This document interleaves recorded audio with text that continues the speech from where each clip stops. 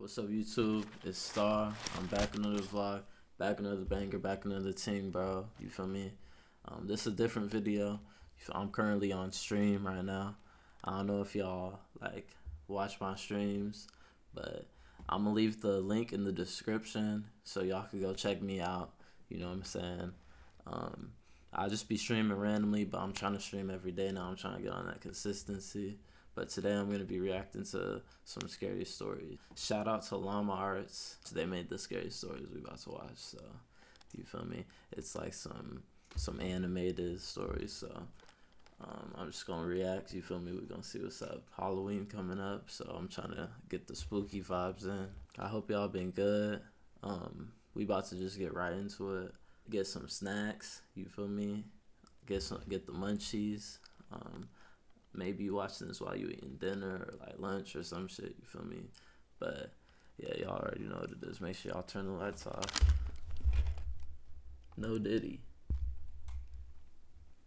YouTube, you feel me? I got my munchies. So I hope y'all got y'all's. I got some Taco Bell. You feel me? I got deluxe Craven box. Feel me? That bit was pretty cheap, so. So I got me a Baja Blast. Y'all know what it is. It's not sponsored, but y'all should be busting sometimes. I ain't gonna lie.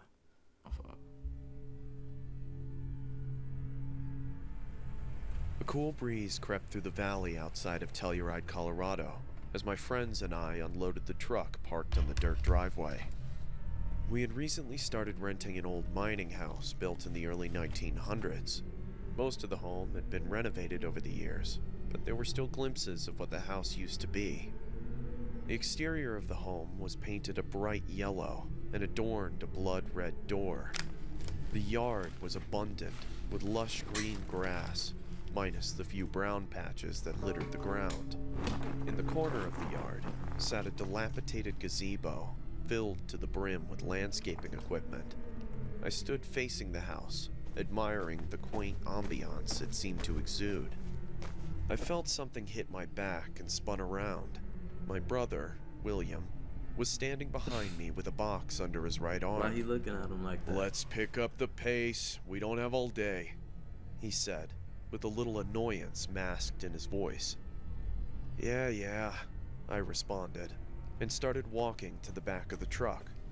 My other two friends, Elijah and Leon, were in the process of stacking some boxes on a dolly.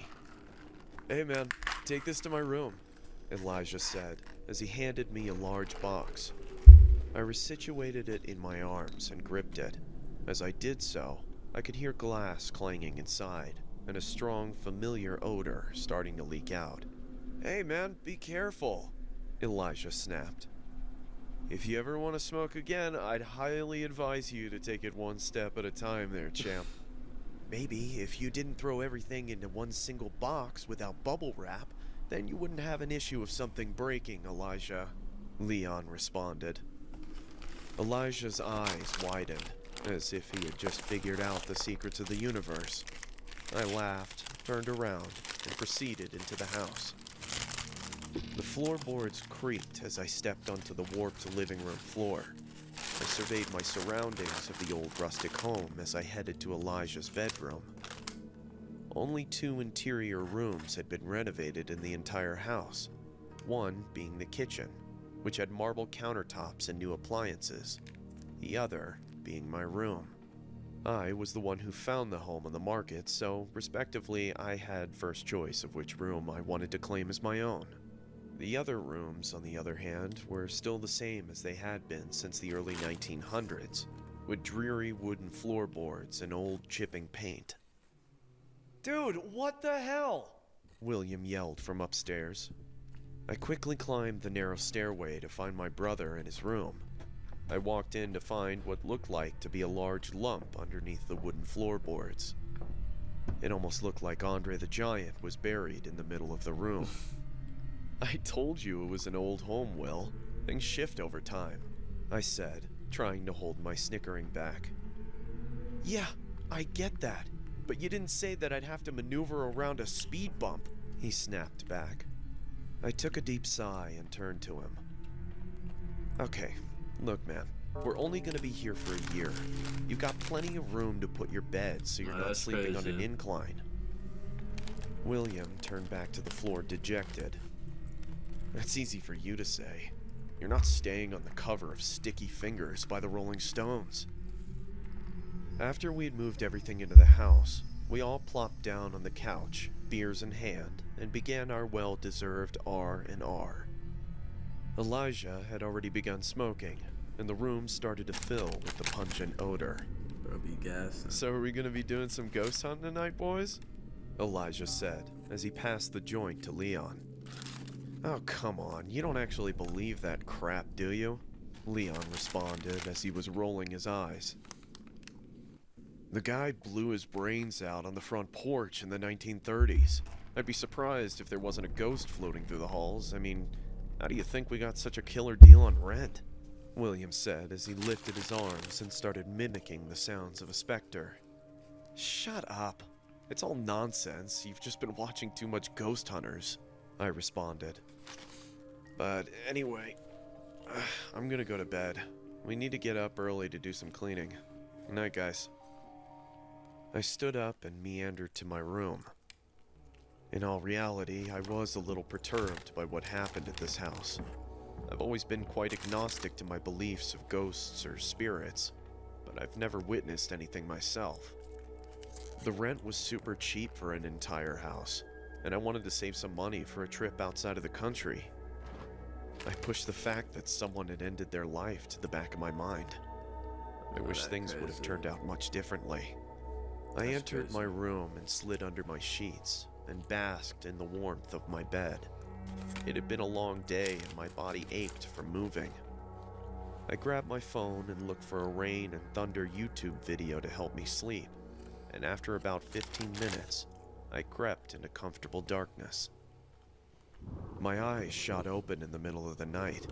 The moonlight shone through my window and enveloped my room in comforting light. I could hear creaking from the house as the wind howled outside. I tried to sit up, but found my efforts futile.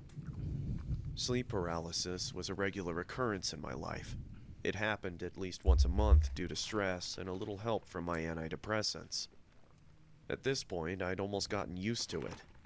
I could hear what sounded like a light scratching noise coming from inside my room, and prepared myself for the usual dark figure to be standing in the corner. My eyes darted from left to right, trying to decipher where the noise was coming from. It was then I started to hear skittering, like someone or something was moving around. A cold feeling crept over my body as I started sweating profusely, my sheets becoming soaked. The skittering stopped, but was replaced by cracking, sweating like a motherfucker. One that resembled that of broken bone. Out of my peripheral vision, I could see long, needle-like limbs protruding from my closet. They each moved slowly, tapping the wall as if they were looking for something. Nah, bro, trip. I then saw a large, bulbous black mass starting to show itself from the closet door. It was coated in tiny hairs and twitched almost habitually. A loud moan echoed throughout my room as the creature finally presented itself. A spider-like entity was situated on my wall. The reason I say spider-like was because its head had been replaced with that of a human one. Its eyes were blacked out from the shadows of moonlight, and its lower jaw was removed, revealing a blotchy... Bro's just observing. That's crazy. Bro's getting all the details. Like, I would have got out of there. As soon as I seen the arms coming out the closet, I would have got out of there. That oozed saliva. It was about the size of a twin bed and stared at me for what seemed like hours. My heart was racing. I was begging my body to move, but to no avail. I was stuck there, in suspended torment. I tried screaming, but I was unable to make a sound. All I could do was watch the creature on my wall as it grew closer. Suddenly, it skittered to the ceiling right above me and started scratching with its two front legs, almost like it was burrowing. It then started to sink into the wall, as if the wall had turned into quicksand. First, the abdomen, then Bro's the just legs. chilling. Eventually, all that was left was its mangled head staring straight at me. Those cold, dead eyes boring into my Bro's soul. just chilling. I could hear it moaning, Yo. and I could feel the drips of saliva hit my torso. The creature then let out an inhuman roar and vanished into my ceiling. My body was finally released, and I jolted out of my bed screaming. As I did, the house erupted into more terrified outcries coming from upstairs. Apparently, I wasn't the only one who saw something, and unfortunately, it wouldn't be the last time either. Nah. What? What's he mean it wouldn't be the last time, bro? Just stayed? The fuck? We live on several acres in rural Indiana, USA. Chalupa. Our neighbors aren't too far apart, but we all live on a lot of property. On our properties, we have a lot of trees, and our neighbor doesn't maintain their property well, so a lot of it's overgrown.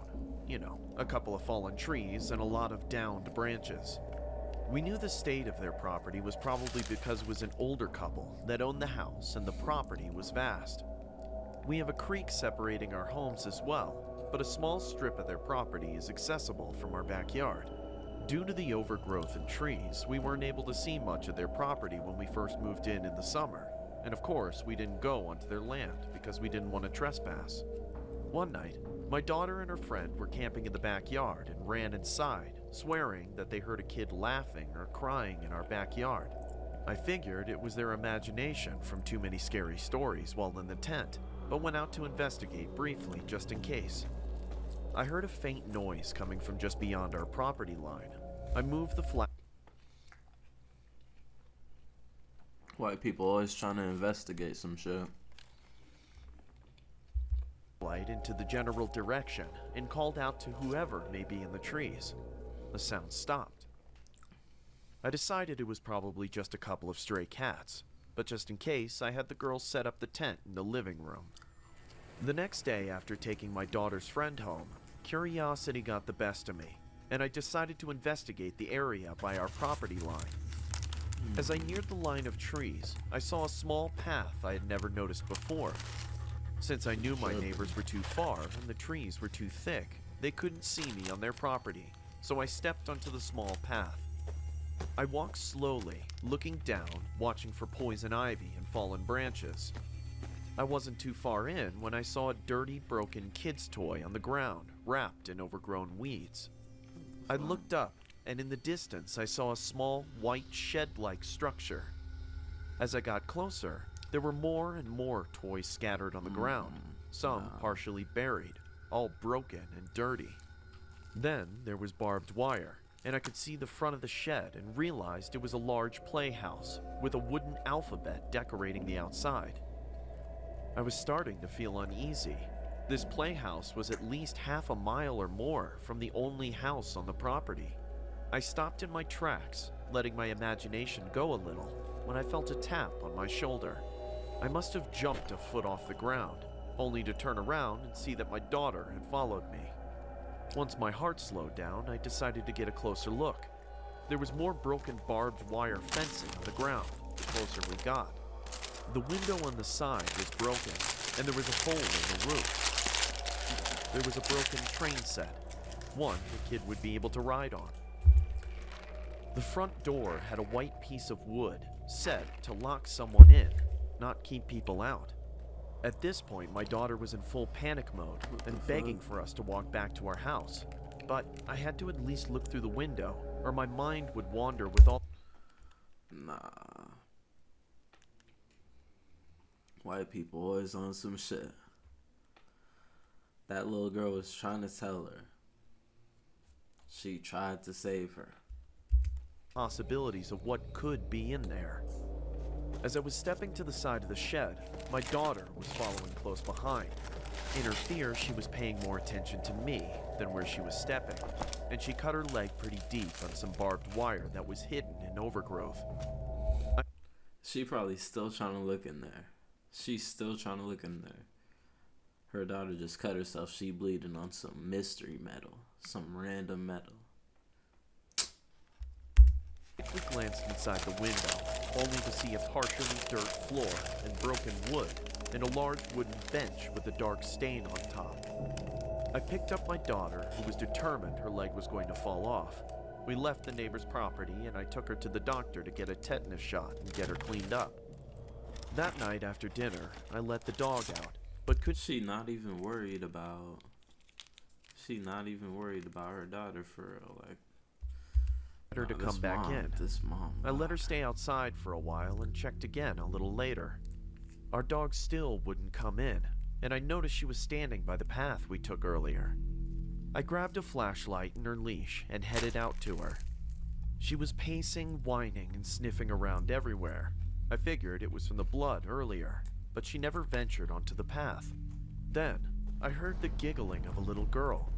I called out to the child, but there was no answer in return, just some rustling in the leaves. I ran inside with the dog to check on my daughter to make sure that she was still in the house. She was laying in bed, fast asleep. The next morning, I went straight to the playhouse, but as I was approaching, something was wrong. The broken toys seemed to be in different places, and when I got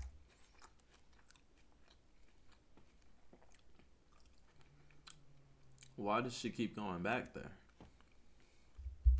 the playhouse, my heart felt like it was a ton of bricks.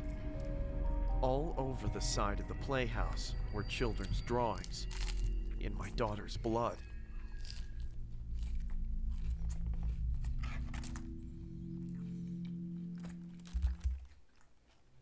He said in her daughter's blood.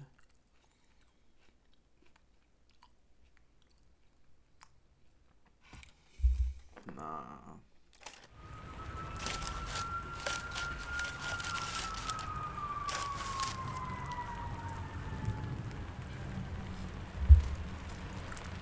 It was a summer ago. My family and I had gone to a cabin that most would use for a winter vacation, but my family wasn't like that.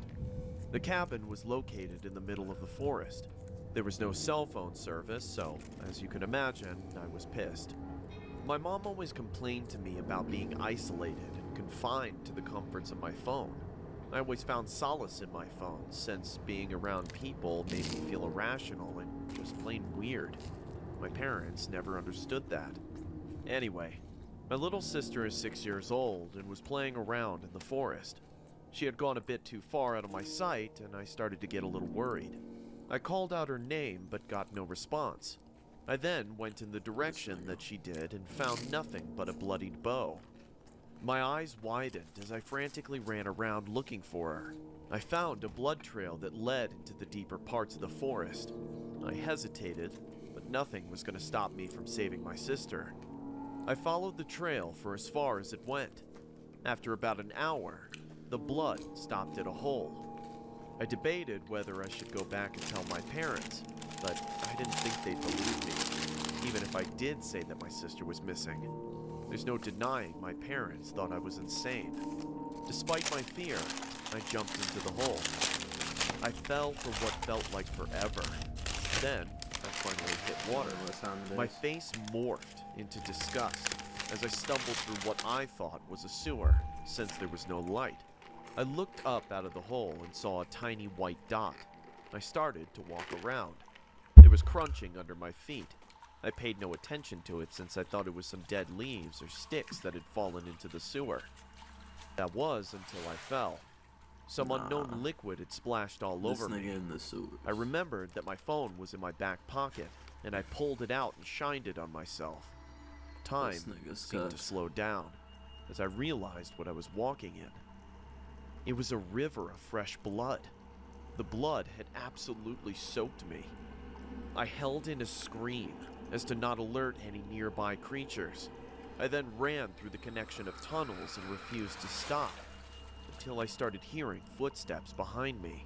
I stopped, turned around, and shined my This nigga flashlight tripping. around. The light from my phone landed on a distant figure. It looked so small, so maybe it was a dog or an alligator that had sneaked in. I stupidly started to move towards it, and as I got closer, the figure started to get clearer. I started to see that it wasn't a dog or an alligator. As soon as I realized this, I stopped in my tracks and stared. It looked like me. Its body was contorted. Their back faced towards the ground, and its head was turned right side up and faced towards me. Its legs were normal, but its arms were legs as well. It had jagged teeth, and it was chewing on what was left of my sister's head. Then, I saw my parents' head beside it. I stepped back in shock and fear. The mutant of myself charged towards me. In a state of panic, I tried to run away, but I slipped. This I nigga. hit my head on the rock and passed out. This nigga.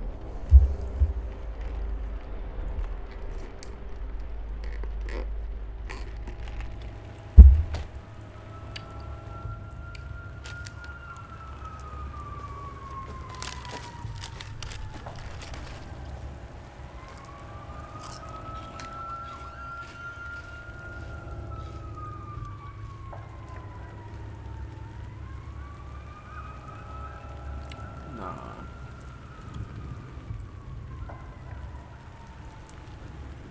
Bro, it's imagining that shit. Bro really just killed them all. I think that's what happened. That's crazy. My parents were traveling for the weekend, as it was their anniversary, and to no surprise, they wanted to be alone. This meant that I had to take care and be in charge of my little brother, Oliver. Our home and neighborhood were surrounded by woods, and Ollie liked ambling around the trail that was behind our house, but he couldn't go back there without permission. So naturally, since I was 18 and he was 10, I'd have to go with him for precautionary purposes. It was a little while before lunch, so I decided to join Ollie in his trek, so that way my appetite would be in a more salubrious state. It was spring, and the leaves were meager and just starting to grow back onto the trees, which also meant I had to watch out for any sort of dangerous animals that could possibly lurk out and cause harm to any of us. I could hear Ollie sniffing the air, and then him groaning at something. "Something smells like shit," he said nasally, as he pinched his nostrils shut. "Hey, watch your mouth," I retorted, surprised by the sudden curse. Yeah, watch your mouth, Just because little nigga. Mom and Dad aren't here doesn't mean you're allowed to say whatever. I did, however, sniff the air. He was right. There was a smell of rotten meat that permeated my nose. It was like roadkill. I saw what looked like legs by a tree about several yards from us. Nah. "Stay right there, okay?" I instructed Ollie. He nodded in agreement while keeping his hand on his nose. I leisurely walked forward and turned the tree to see what the thing was. It was a deer, and it was dead all right. Flies droned and Yeah, you swarmed could see around that. it. I was used to seeing dead animals around Nah, here. they Hunting always was tryna pretty explore some frequent. shit. But there was something that rather took me aback. It was the fact that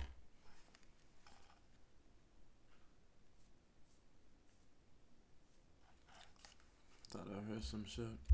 the way its neck had been ravaged into. It was almost entirely gone and torn down to the bone. A bear would go down to the muscle and stop there. But to the bone?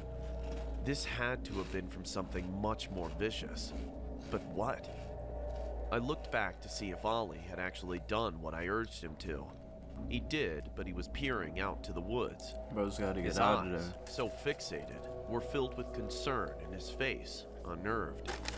"You okay, bud?" I would've I dipped. asked, noticing his expression. "Something's out there," he murmured, as he continued to seem alarmed. I looked to see if he was kidding around. Take All that that was little in nigga my home. view were the trees and brush. It might have been a deer or something. Don't worry so much. Come on, let's go back and get some lunch. And so we did, just to reassure him.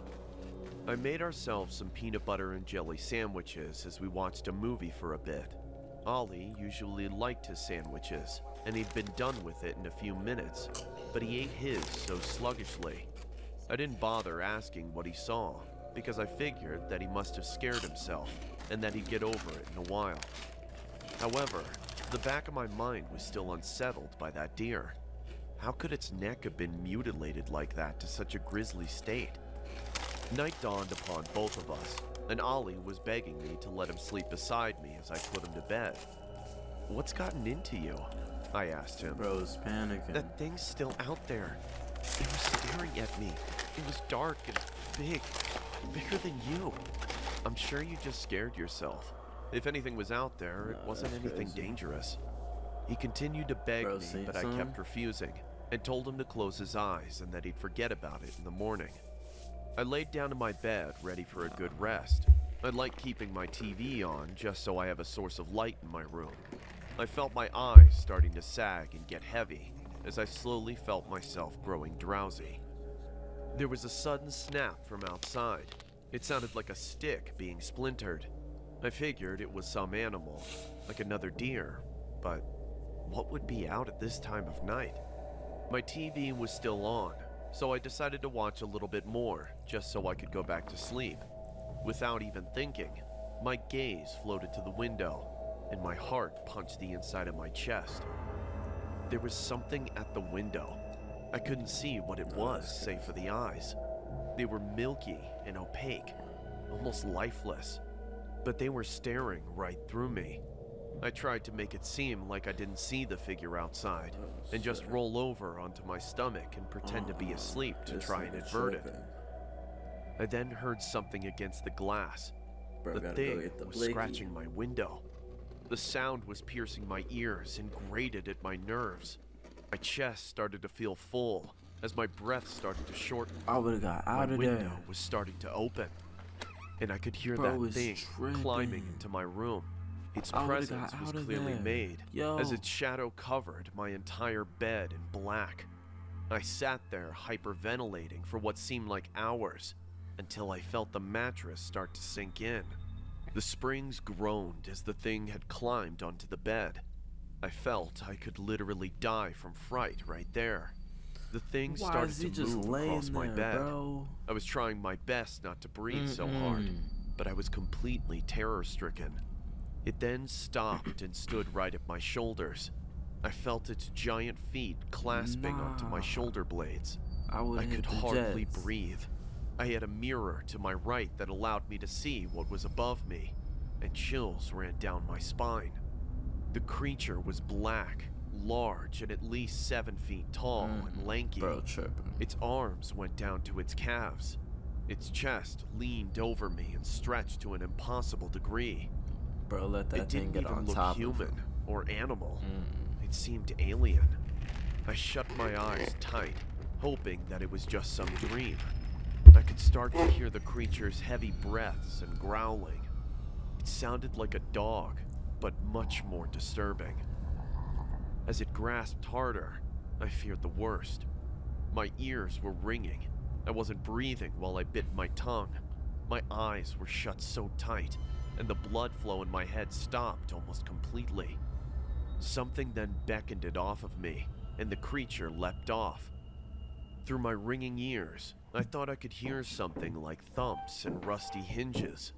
I painfully felt the blood flow starting to come back, and I blacked out. Morning came, and I had a massive headache now, and my chest felt so tight. I needed to go wake up Ollie and make breakfast, and I reluctantly did so. I went into his room, but found his bed empty. I checked all of downstairs to check if he was there somewhere. Yeah, bro, what you think? Nothing. He was gonna have? He let some I then thought of the one place he could definitely be if he was hiding. I went outside and took to the path in the back of the woods. I walked some ways while trying to get over the pain in my head when I saw his bare feet by the tree. "Ollie," I said, exhausted and annoyed in my grimace. "Come on, what are you—" I stopped. I felt my whole entire world collapse as I was bludgeoned with every single negative emotion possible. Nah. I put two and two together, and it Bro just let his brother die. answered my questions as it brought my distress up tenfold. Ali was sitting there. His skin was No. pale. His cloudy eyes trickled with blood, and his neck was mangled to the bone. He was dead. He wasn't lying. That creature was still out there.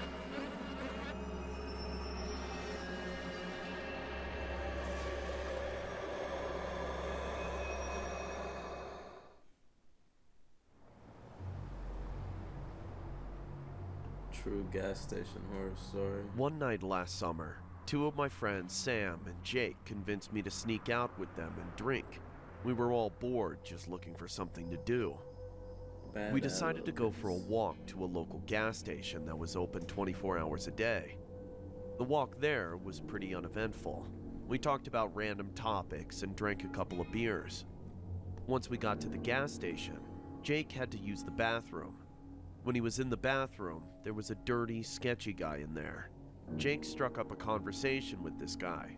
It was pretty normal, except when the guy asked why he was out so late and if he was by himself. Jake brushed it off as the guy was just trying to tell him to stay safe. We bought some snacks and we noticed the guy following us around while he was talking to someone on his phone. We left soon after, and on the way back, we sat on the side of the road and talked for a while as we drank some more. It was pitch black by now because there are no street lights in the area. We saw a car coming down the road, which was no big deal. We sneak out pretty often and we've never had any real problems. Cars usually just drive by. This time was different. The car spun around in the road and pulled up right next to us on the street, and two guys got out. We ditched the beers, got up, and sprinted down the street. Jake and I hid behind an RV, while Sam hopped the fence. The two men looked dirty, like they hadn't showered in days. We watched the two guys for a little while, which is when we noticed that one of them had a gun in his hand. They looked in our direction for a few minutes before they got back into their car and drove off. Jake and I looked for Sam, but we couldn't find him, so we decided to head back home. We thought we had lost them, but on the way back we turned a corner in those same direction for a few minutes. That one of these, Jake and I hid behind an RV. The beers, got up, and sprinted down the street. Jake and I hid behind an RV, while Sam hopped a fence. The two men looked dirty, like they hadn't showered in days. We watched the two guys for a little while, which is when we noticed that one of them had a gun in his hand. They looked in our direction for a few minutes before they got back into their car and drove off. Jake and I looked for Sam, but we couldn't find him, so we decided to head back home. We thought we'd lost them, but on the way back we turned a corner, and those same guys were sitting in the car, waiting there. We ran through the alleyways and backyards until we lost them. Every few minutes we saw the car driving slowly down a street or alleyway in the distance, and we would hide. Eventually we made it back, and Sam messaged to tell us that he got followed by a different car, but he made it home safe.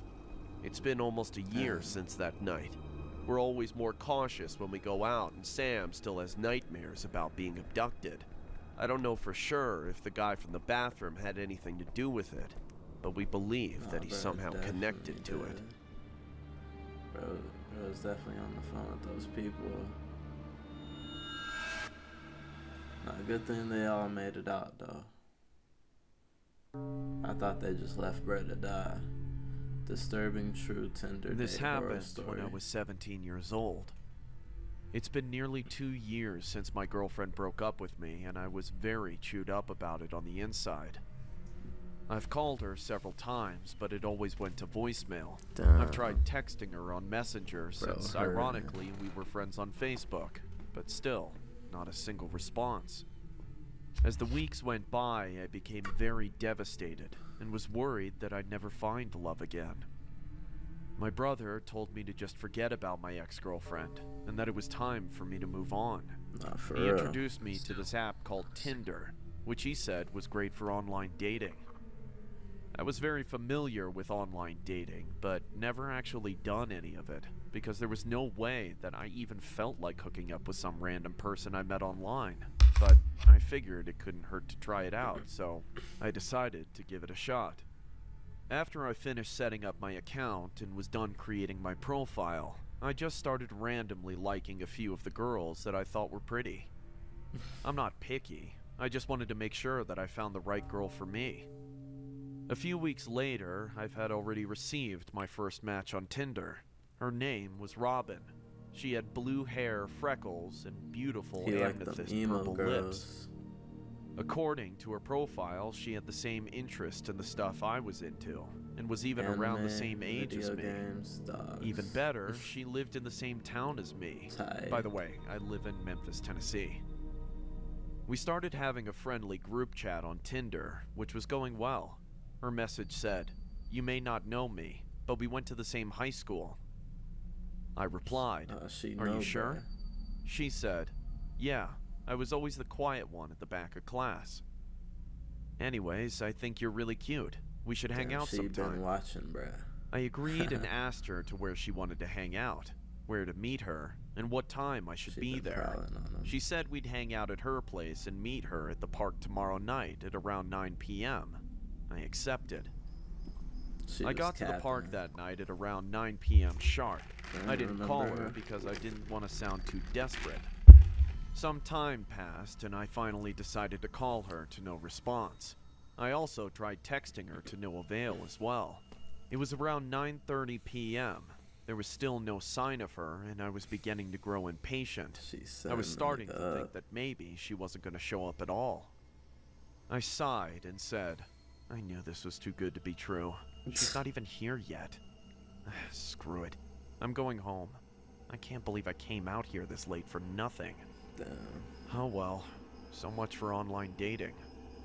I was about to start my walk home when suddenly I saw a black convertible pull up to my location. The car stopped right in front of me, and the window rolled down, revealing a creepy-looking old man who was probably in his mid-30s. He gazed at me with a weird smile and asked, "You going somewhere, kid?" No. I responded, "Yeah, I'm just headed home." He asked me why I was out in the car window and all, and told him that I was supposed to meet someone, but it seemed like she wasn't going to show up. He said, "Oh, you must be waiting for my daughter." The man, by the name of Jeff, introduced himself to me as Robin's father, and said that Robin has told him a lot about me. That's not He told me that Robin couldn't meet me at the park because she remembered that was the night she had to go to a slumber party with her friends, and she forgot to cancel. He told me she wouldn't be home until 11 o'clock, and that's when I knew my night was a bust. He apologized and offered to give me a ride home. I knew it was going to take too long for me to walk, so I accepted. It was going to be a long drive, but luckily I knew all the shortcuts to my house. I told him where I lived and how to get there as I got into the car. After a few minutes, I was feeling tired from being out so late, so I closed my eyes for just a few short seconds and dozed off. Just fell asleep in some random dude's car. You don't even know that girl. That was literally the dude texting you off her Tinder account. Bro, you're cooked. Not long afterward, I awoke. Feeling a little drowsy, I rubbed my eyes and realized that I was still in the car. I asked the man where we were, as this wasn't the usual route to my house. He said, "Relax, kid, this is a shortcut. We're almost there." I asked where we were going, and then he looked at me with some sinister grin on his face and just chuckled. I felt my heart almost explode out of my chest as he did that. I looked down and saw a handgun sticking out of his jacket pocket. I put two and two together and realized what was happening. I told him, "Let me out now!"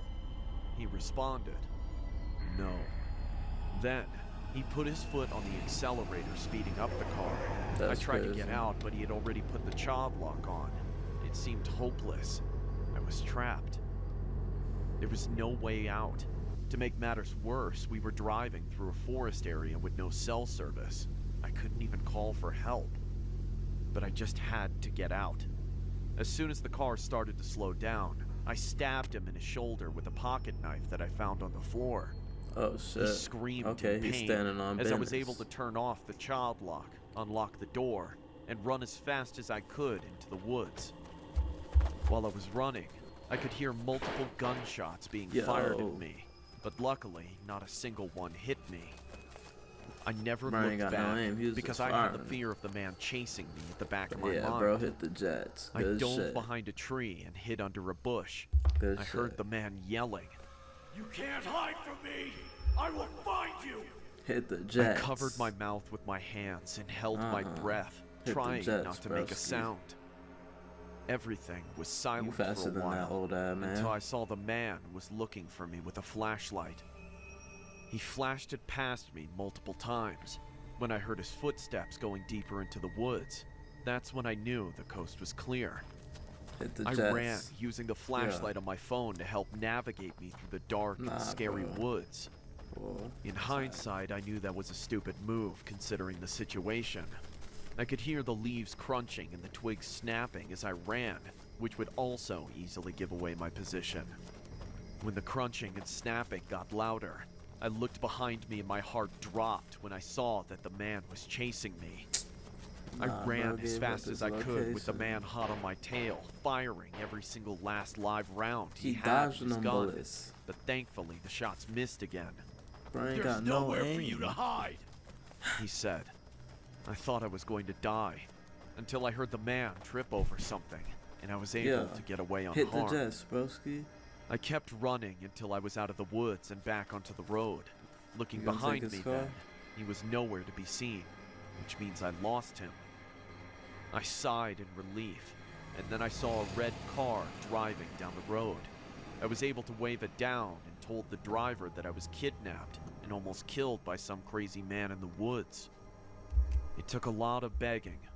You about to get in another random nigga car? Well, girl, but... Driver finally gave me a ride to the police station, and I told the cops everything. Unfortunately, I didn't get the man's tag number, but I gave the police a clear description. After the police had run a search, they told me that he didn't even have a daughter, and that they've been trying to catch this guy for months.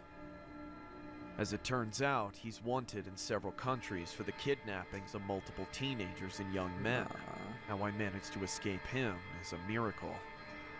The officers kindly gave me a ride home, and I didn't tell anyone what happened except my brother. The man was never found, nor was he ever caught, and they say he's still out there, even to this day, which scares me the most. What's even worse is that I stupidly gave him my address, so who knows if he might try to kidnap me again. Nah, that's crazy. Needless to say, my days of using Tinder weren't over after that. The whole incident just made me a lot more cautious from there on out. Bro gave the random nigga his address. Nah, that's crazy. Nah, that's all of them though. Yo, if you watched the whole video, you a real one, bro. I appreciate y'all. That's finna wrap up today's video. Day 6, you feel me? Make sure y'all like, comment, subscribe. Y'all know what it is. 31 days, 31 uploads this month. We locked in. I'll see y'all tomorrow.